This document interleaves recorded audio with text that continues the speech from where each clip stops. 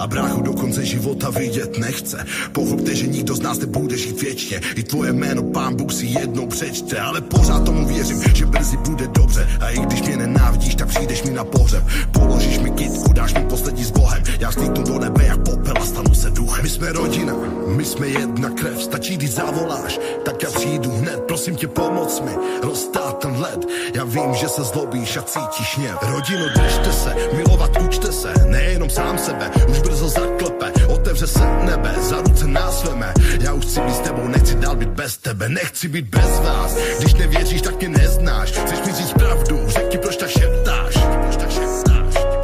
Jsme jedna rodina, tak proč na mě chyby hledáš? My jsme rodina, tak na to nezapomeň, brácho. Když jsme byli malí, to už je tak dávno. Všechno se rozpadlo, stačilo tak málo.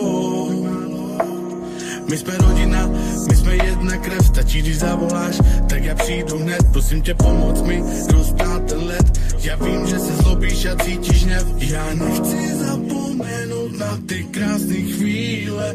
Ani ty nezapomeň, všechno špatný spálíme.